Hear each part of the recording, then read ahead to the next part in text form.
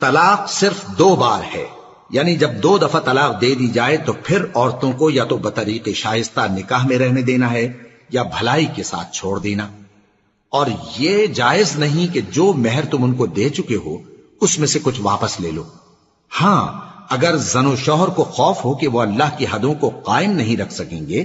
تو اگر عورت خاوند کے ہاتھ سے رہائی پانے کے بدلے میں کچھ دے ڈالے تو دونوں پر کچھ گناہ نہیں۔ یہ اللہ کی مقرر کی ہوئی حدیں ہیں، ان سے باہر نہ نکلنا، اور جو لوگ اللہ کی حدوں سے باہر نکل جائیں گے وہ گناہگار ہوں گے۔ پھر اگر شوہر 2 طلاقوں کے بعد تیسری طلاق عورت کو دے دے تو اس کے بعد جب تک عورت کسی دوسرے شخص سے نکاح نہ کر لے اس پہلے شوہر پر حلال نہ ہوگی۔ ہاں، اگر دوسرا خاوند بھی طلاق دے دے اور عورت اور پہلا خاوند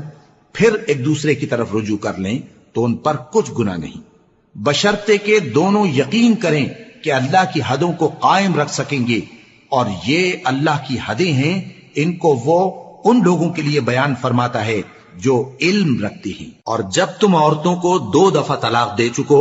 اور ان کی عدت پوری ہو جائے تو انہیں یا تو حسن سلوک سے نکاح میں رہنے دو یا بطریق شائستہ رخصت کر دو، اور اس نیت سے ان کو نکاح میں نہ رہنے دینا چاہیے کہ انہیں تکلیف دو اور ان پر زیادتی کرو، اور جو ایسا کرے گا وہ اپنا ہی نقصان کرے گا۔ اور اللہ کے احکام کو ہنسی اور کھیل نہ بناؤ،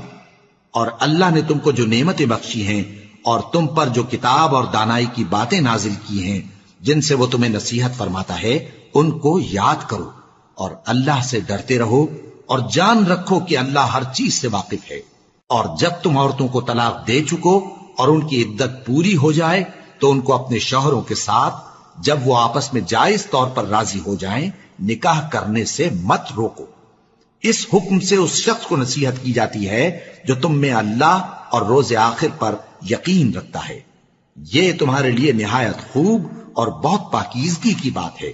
اور اللہ جانتا ہے اور تم نہیں جانتے۔